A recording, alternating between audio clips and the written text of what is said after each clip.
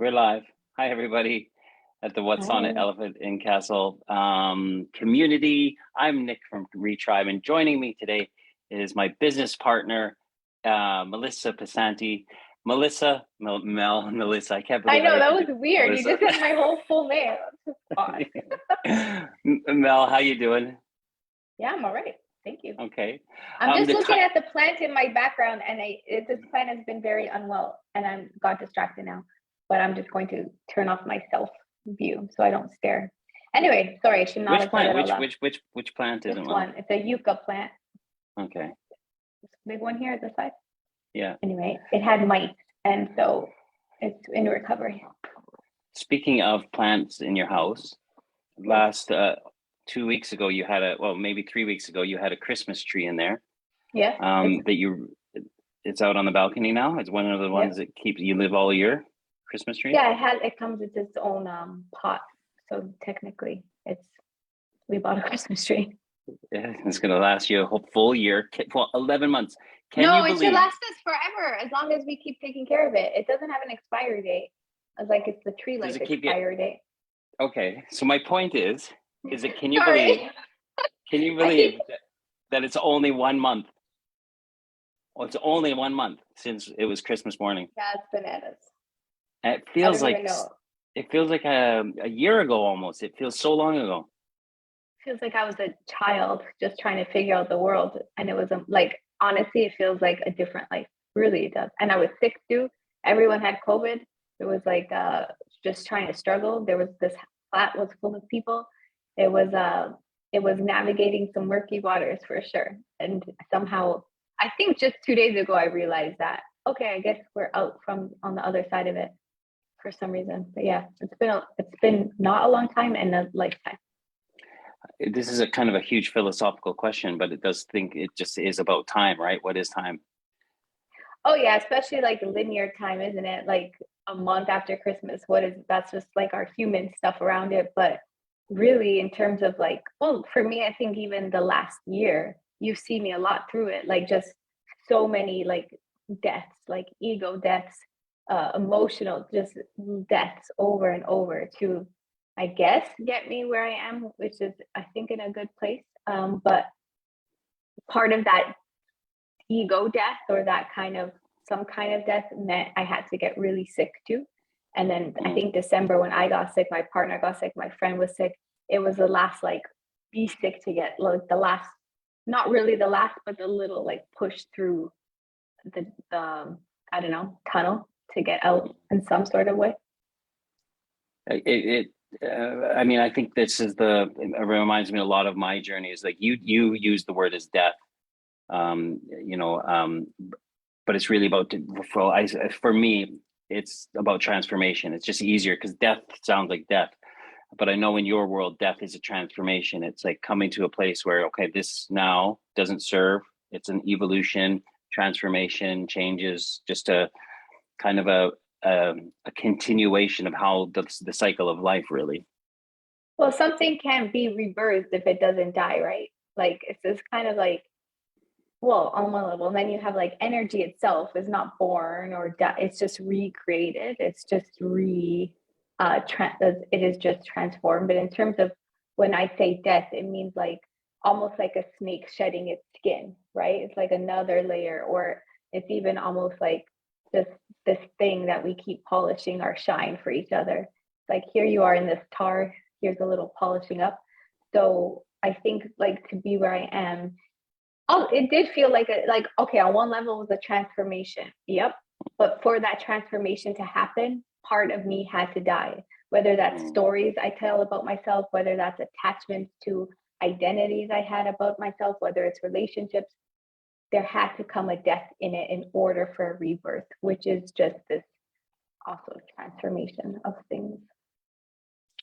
Um, why like why is it when we've spoken a little bit that the word transformation is kind of something that sticks with you a little bit? I know might be a hard question, but it makes me think about it makes me just think about life now and where we are and why do we use these words transformation and evolution and when we just think, oh, I'm born into this world and then I'm going to get, an education. I'm going to get a job. I'm going to have kids. I'm going to do all these things. And this is my one life. And I think that it's really this mindset of this is my one life, or is this just, every day is a new day of transformation and of death and rebirth, and they're all very philosophical questions, but it's this kind of idea of like, the present is what we have. So yeah, I'm kind of interested to know like, do you have struggles with that word transformation? Struggle with it, but if it fits right for you, then use it. If it doesn't fit right for me, then I won't use it. It feels like there's this well, it's change, right? Everything is change. God is change. Whatever God is for you, everything. The only constant truth is change. Yeah, that's Octavia Butler. But that's the thing. It's like part of us knowing ourselves is through change. So transformation can be another word for change, can it? And change doesn't have to be a bad or scary thing. It can be an exciting and pleasure-filled and hopeful thing. I just think sometimes we've attached so much of transformation, evolution, growth with a lot of pain and suffering that it can be a bit daunting sometimes. Where when we think about like our ability or curiosity to meet ourselves and through the change and in so many different ways, then what becomes possible. And I think for me, that's maybe if I were to use transformation or death, or like death, what birth is possible from something dying, right? So I think that's the idea of it, is that transformation can be release what no longer is needed, release what needs to be released, so we could activate what needs to be activated. Like lots of times my meditation practice the last few months has been me going to this particular tree and putting my hands on the earth and releasing any barrier I have in myself, keeping me from love, to the ground, because let earth transform it into the ways it needs to be transformed, because she knows better than I, right? Well, I have an ego, I have a vision, I have desires, which are not bad, but they can interrupt the actual purity or the essence of let me release so I can get out of my own way. So, so I think, why am I going on this tangent? I'm sure there's a reason behind it. So I think part of it is like, let it be transformed. Like what becomes possible if we let ourselves be open to possibility of living a different story of ourselves or a different version of ourselves. I think that what you're asking there is you're asking for people to be courageous, because we have been in a state of uncertainty and fear, and these things have just been exacerbated by a global pandemic, because these things that were in existence before. For example, for me, it's these fears of financial insecurity, fears of not being a father, fear of not being able to provide, fear, and these fears stuck me in this rut of not being open to trying not another rut, but another way. And this is where I think that this is it's asking of people to be a little bit curious, that the way that they're being, that they're their self-will, their ego is very heavily influenced by anxieties and by fears. And we've been talking about fear a lot over the last couple of years, and we've even done, you've written workshops on how to people, to know about fear. Fear is being a teacher. Fear is something not to be scared of. Fear being emotion that's here to teach you something. Let's get a little bit into that. Let's kind of remind people about that word fear, because it's something that, as a 45-year-old, 5.5 years ago, I would have said, I was going to be like, honey, you're not 45 anymore. No, I'm 51. I'm 51 in a month. Yeah. And but as a 45-year-old, I would have said that, fear can't be present in my life. I can't show weakness. I can't be scared. I can't admit to being scared to anything. Yeah, I mean, when fear is present, I think it's an opportunity to teach us about love. Generally, I mean, love is also a word that can be weird for some people to use, but for fear, I mean, first of all, we're allowed to be afraid because we're human and there's things we don't know and we've been taught and programmed in certain ways. And fear is like not to say, evolutionary, we needed fear to know that there was threat to keep us survive. So fear is not all bad, but it's maybe fear is neutral, right? Any emotion in general is neutral, but it's our attachment to it. It's the stories we tell about it. It's the feelings that we get from the emotion that keep us connected to the truth of the emotion being what it is for us. So, well, let me take that. Let me unpack that a bit. So, what I think is like when fear is present, let it be present, first of all. So, rather than saying, I am afraid, right? Or I am fearful, or I am scared, saying, oh, fear is present. So, what we do there is just externalize it from ourselves. So, sometimes when we get in the mindset of beating ourselves up and saying, oh, I'm a little wuss because I'm afraid, or having the story, the voice of our father or our coach or our partner belittle us, we externalize it. It's like, I'm not afraid because I am this entity, yeah? But fear is present. So when fear is present, what does that mean for me? It could mean for me that there is something in my life that's not aligned, or somebody speaking to me that's not aligned in the way that makes me feel secure or safe, or that I am doing a job that's making me not feel grateful or fulfilled in the ways I want to be, whatever that possibility is. So it's like when we say something is present, anger is present. Instead of saying I am angry, saying anger is present, and then opening that up to what could the anger be like showing up to tell me about, to nudge me as a friend. So can we see fear, anger, any kind of unpleasant emotions, even pleasant ones, as our friends? Where, if you saw your friend walking down the street, your instinct is not to turn and run as far away. You would turn toward them and be like, hey, what's up? Let's go get a drink. Let's have a cup of tea. So can we do that for all our emotions the same way we would as a loved one, right? Can we turn to it and say, I see you. What do you need me to hear? I think it's just that, which is not an easy just, right? It's a very capital J, just that starts to kind of create some space within ourselves and our attachment to who we are when we're feeling that emotion. Because I think that's a lot where we can get into, at least I can only speak for myself right now, but for me, when I get into trouble with my own thinking and bullying is when I attach my identity, my worth to whatever emotion I'm feeling. So even like offering the space between anger is present, and I've done enough work to know for me, I'm quick to anger.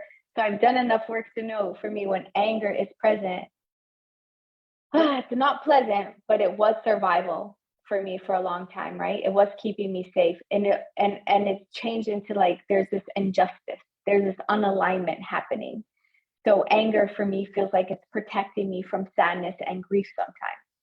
So I've learned enough to know that when anger is present, it's usually because I'm trying not to grieve or feel sad for something or feel like hopeless. Or in despair, I would say. So even just having my relationship with anger change or an understanding of it creates more space for me to honestly be a little bit more gentle to myself because it's exhausting. I'm sure you know what it's like. It's so exhausting to be in here about everything because this makes us feel very, I would say, contracted and small. And so if we were like to externalize and just create space, what happens is this opens up a bit more, right? And it can expand a bit more into just possibility, just the option of could it be different? Maybe. And that gives hope, I think. Why not? I think that, being able to say that you recognize that fear is present. What I'm imagining is I'm imagining somebody watching this going, what are these guys talking about? I've got to get up at this time of the day.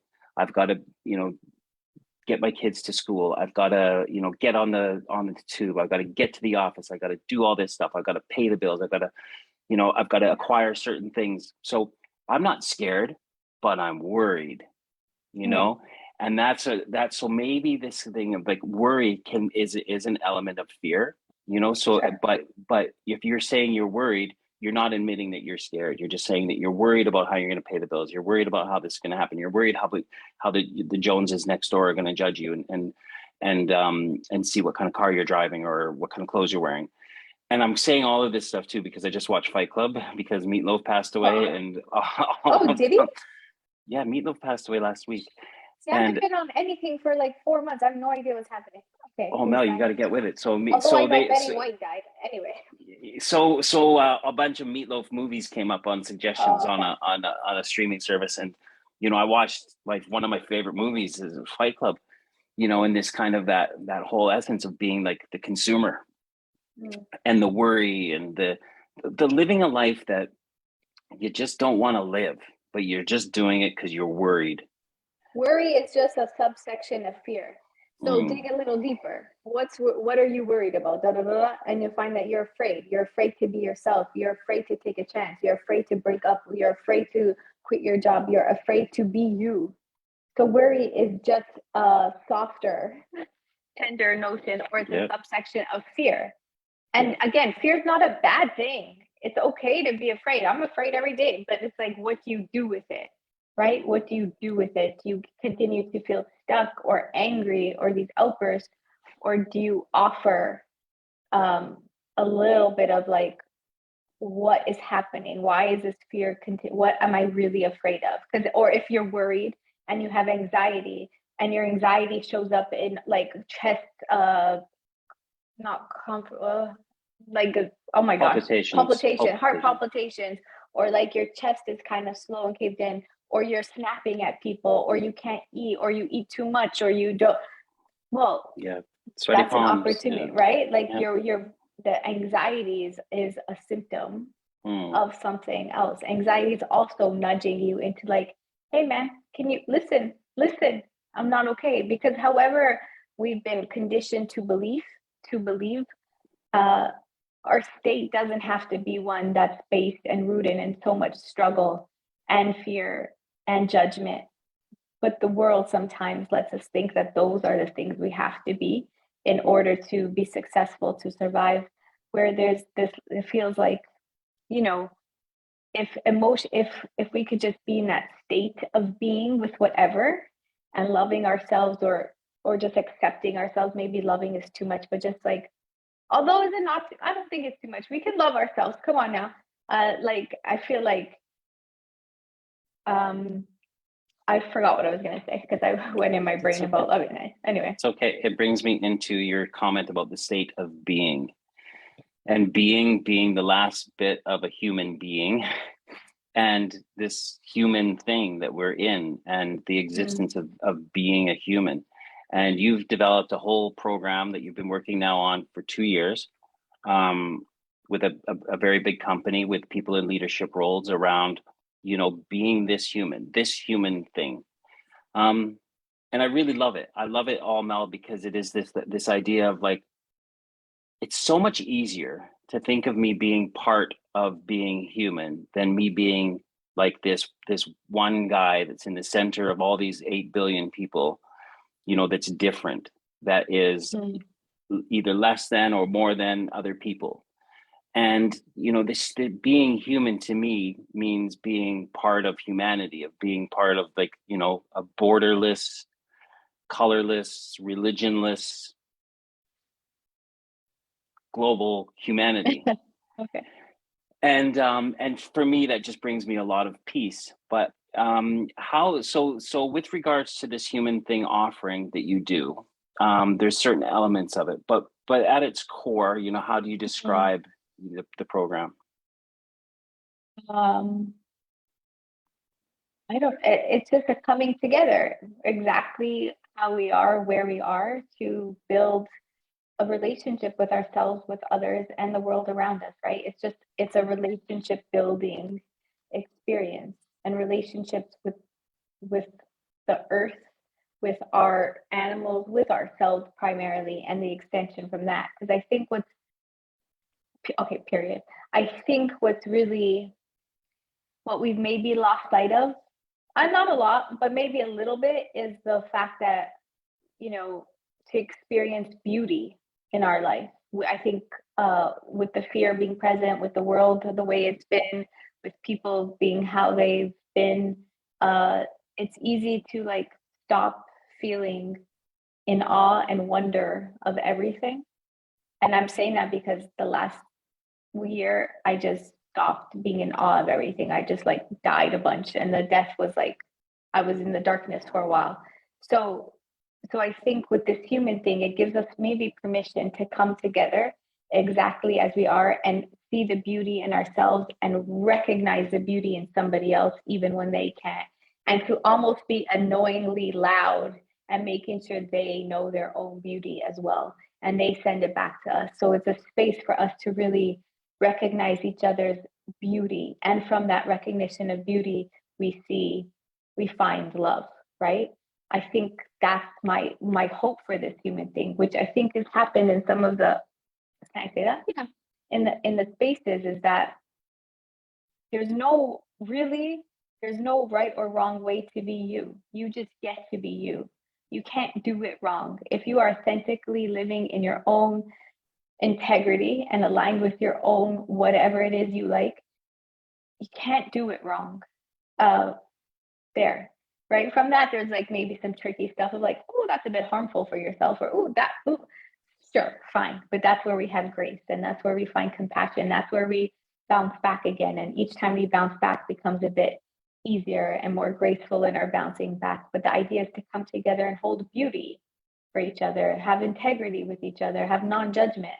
Um, and like the common theme is that we're all human, and anyone saying nothing, saying differently is, I mean, lying or afraid, right? So I think they're like coming together. You said something about being different at the out of the one of the 8 million billion people, but that's, I think, the root of fear, isn't it? Is that the fear comes from this story of separation we have, that our experience is the only kind of experience. And that could be okay sometimes, but also it doesn't serve in the long run, long end, because we also see this in governments and institutions to keep us as separate people experiencing it, whatever it is.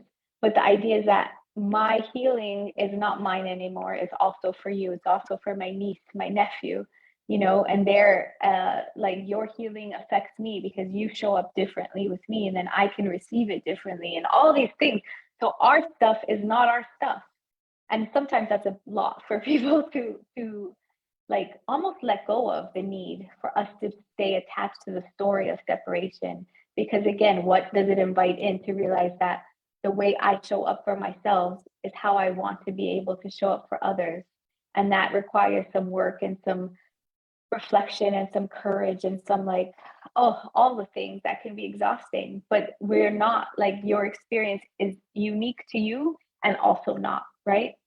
So there's like, we are everything and we are nothing in the same blink of the eye. And what do we do with that? Like, how do we balance that? Yeah. Anyway, I'm going to stop there. I think the idea is not to diminish away from anybody's experiences by saying that you're not unique. They are your experiences, and they're all yours. However, to think of yourself as the only one that's happened to is where exactly. the blocks happen. And I'm really interested in the word healing, because you said that, my healing, which I know I'm continually doing because of stuff, but it got me to a point of like of again, my story, 45 years old, not thinking I needed healing, or finally getting to the point thinking that I needed healing from alcohol use, and that was it. Not recognizing needing healing from 8-year-old Nick, who's scared of his dad, and then 16-year-old Nick, who, has some bad experiences in sporting world, and thinking that nothing needed healing. So, are we saying that while we are beings on this planet, we're all going to have some element of healing? None of us goes through the lives without some kind of trauma.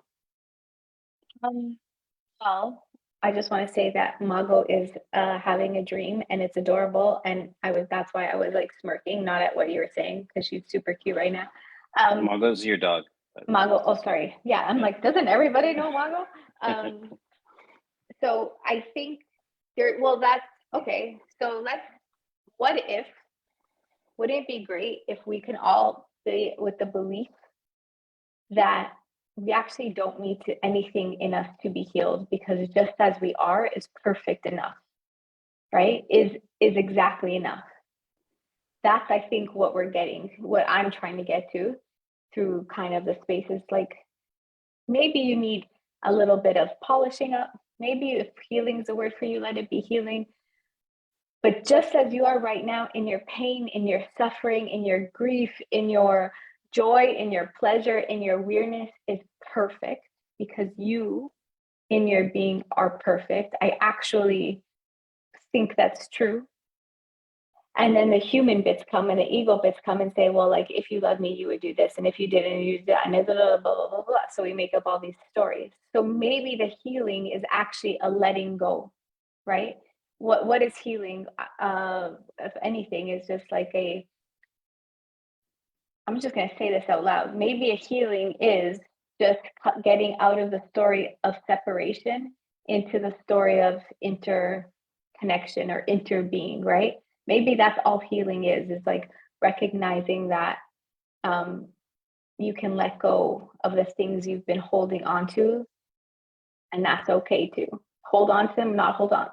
Whatever you want to do, you are okay as it is. That doesn't negate or dismiss your pain and your grief, but and can we hold, or how can you let somebody else hold you in that pain and grief? How can you let yourself be held in that pain and grief? So I think healing can just be holding space for yourself and for others, essentially. Okay, that's my new definition, Nick. Right? I hope you remember I said that. Yeah, because healing doesn't necessarily mean to, it doesn't have to mean you're broken. It can. No, it's just, I mean, yeah, like what does broken even mean? Like, broken means, we're broken. Sure, there's pieces. And I can't remember what it's called, but the Japanese art of putting together objects that have been broken with gold, because the object that is fixed with the gold is actually more beautiful, because it's the crafts that make this unique in its beauty. I can look it up. I should say, I should know it. So there's that perfection through our imperfections and our cracked and not broken. Yeah, It's only through the cracks that the light can shine. Yeah, we are everything, right? We're everything just as we are. We're also nothing just as we are, and there can be freedom in both of that. That we're micro and macro at the exact same time. I think for me and for what I've seen and for my own stuff is like, I think a lot of the challenge comes, or struggle comes, or suffering comes when we reject somebody's want to hold us and see us in the cracks, in the broken. I think that's where so much of the work can go to, and why I feel like this human thing is everything is important. It's like we learn how to be held by other people, especially when we don't necessarily like ourselves in that moment or trust ourselves. Like, can we receive love? I think there's so much talk about giving love to ourselves, giving love to everything, but can we have it? Can we receive someone else's love or recognition of our beauty in a way where it lets us be free and lets us maybe guide us back to our own awareness? Does that make sense? Yeah, I'm going to ask, how do you do it? There's 3 different programs of this human thing. There's pen and paper, body and breath, and then there's head, heart, and feet. Can you explain what you do in each one of those different sessions? Oh, that's way easier. I thought you were going to ask me, like, how do you receive love? Because I don't still have an answer for that. I kind of do, but it's a work in progress. If you ask me, I know how to receive love. Do you? Yeah. I would challenge you on somebody in your life that sees you a lot. Like, I mean, I think you do know how to receive it. Yeah, I think the box sign is, I know how it is to receive it. You need to give it, and you need to give it with no expectation of having anything in return. And then all of a sudden you're hit with it blindsided. Well, whoa, when I think about how receiving love, it feels like what I'm like somatically, what I have to do is let myself soften in the moment. So if somebody gives me a compliment or a thank you, I have to actually take a breath and let my body soften, like before I can even put words to anything, because what like instinctually I've done most of my life is harden. I've walked into so many places hardened so that I wouldn't be hurt, right? Or I wouldn't feel any judgment. I would like harden myself. And so that, for whatever good it's been for a long time, has not been the best skill for me to have anymore in terms of like figuring out love and life and all that stuff. So what I do is like make myself consciously take a breath and soften my heart, my chest, so that I could receive the words without my defense of guarding. Anyway, that's a very practical, like somatic teaching that's helpful for me. But when we talk about receiving, wait, what was your question? Sorry, I'm going into my We went head off onto one. I want okay. to try to I want to try to pull it back to, okay. We went off onto receiving love, but this human thing, I said there are three elements to this human thing: pen and paper, body and breath, and head, heart, and feet. Can you explain what each element of those do, and then how do they wrap us into connection, community, being part of? Okay. I will answer that. I just want to say is I answered the receive, or I asked my question about receiving because you said you know how to receive by giving. And I think we could talk a lot more about that. Anyway, this human thing. So yeah, I think, well, the three most important, what I think are important pieces is like us learning how to find our breath, be with our breath, and sometimes even manipulate our breath so that we can allow and create physiological space reactions or responses. Breath work is an essential piece of releasing old trauma, ancient trauma, ancestral trauma in ourselves, in our body. So using the breath as a ceremony, right? Everything as a ceremony in this space. So for body and breath, it is essentially like connecting with our physical body, our emotional body, and our spiritual body. So it's like using those tools and building that relationship with our own awareness of our body, and then using our breath to facilitate anything else, right? Releasing what needs to be released, activating what needs to be activated through the use of our breath. That's kind of it. Second one, we have pen and paper. We use writing prompts, like very simple and sometimes heavy and sometimes not writing prompts. And it doesn't have to be writing. It could be drawing or doodling or anything, but we come together with a certain kind of format of using words and inspiration from other people's words, from our own words, to dig a little deeper or to reveal or reflect on what is present for us. So we use our pen, pencil, crayons, markers, whatever we want. And then head, heart, and feet is where we come together and we use our voice to talk about what is present for us, right? Head, what are we thinking? Heart, what are we feeling? And feet, what we're coming into the space with, or who is coming into the space with us, and giving the opportunity to about all the things that are present and happening for us in that moment in time. Or maybe not, but yeah, that's generally it. And been doing this in the corporate world that you've been doing, what's the magic or the beauty that you've seen from this, knowing that community is what you're building, but what have so that people can ultimately be their own healers, but also be there to support and polish their work, their colleagues at work, or even bring it into the home. So how have you seen people transform or change or use these techniques over the last couple of years? Yeah, I mean, it's kind of amazing that it's become, I mean, this is what we do, retribe, but it's like these tribes have formed within this space where people are like, oh, I have this, I'm scared about my health, for example, or I need a therapist, and somebody else is like, hey, I have this therapist, here you go. Like they're creating their own kind of network of support.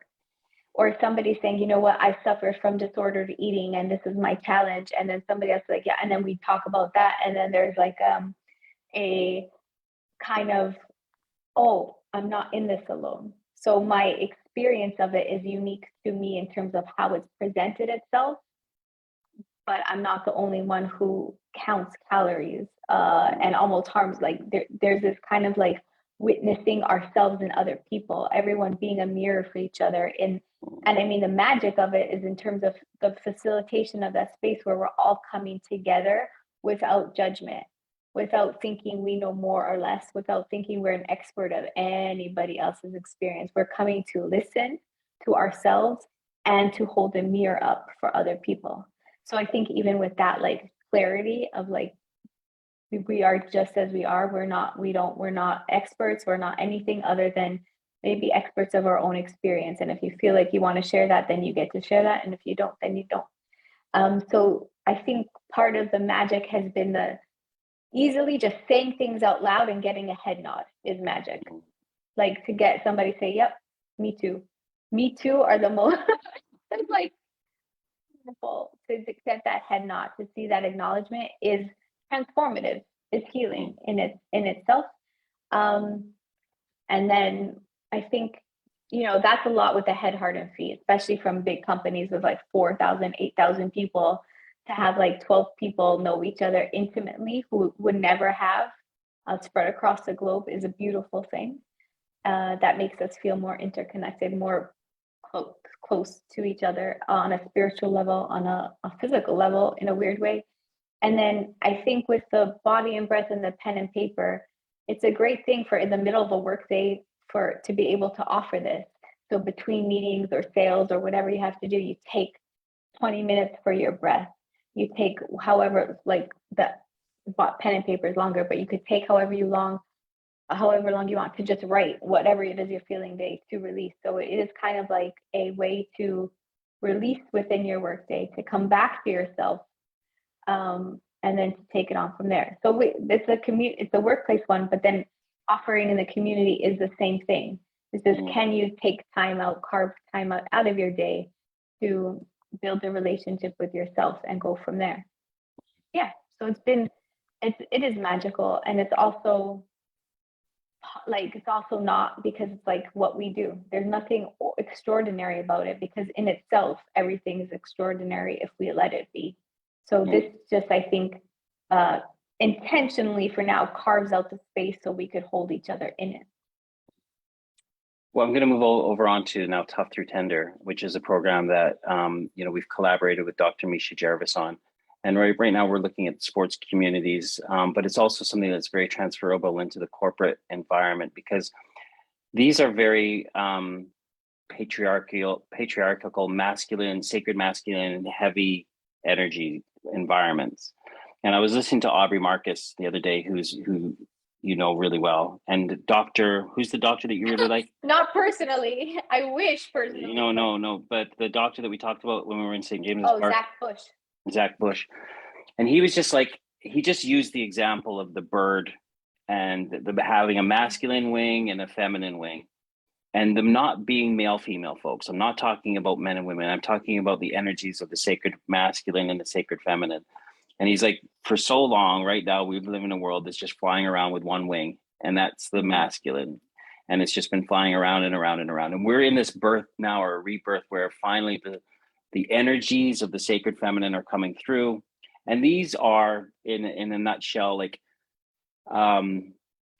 emotions, being able to express our emotions in the sacred feminine, arts, creativity, tolerance, compassion, whereas the masculine are very much mathematics, the sciences, structure, order, law. And we've been so heavy in this environment that it's been just a bird flapping in one wing around. And Tough Through Tender, I think it is now. What we want to try to do is to create space around this masculine energy to help people process the idea of what it's like to be a man, or to have these energies in these very masculine, traditionally masculine environments.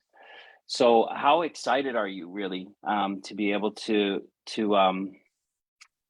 have this transformational program get into these environments where it's probably needed the most, because there's so much damage happening right now, and it has happened over the last, since in my 50 years, where men in particularly have been suffering from being in environments where we cannot process emotions, and then, or we're told that we can't process emotions. So it's been these bottling up, these blocks of energies, a lot of negative coping mechanisms or strategies that come out of not being able to process emotions, which can manifest itself in violence.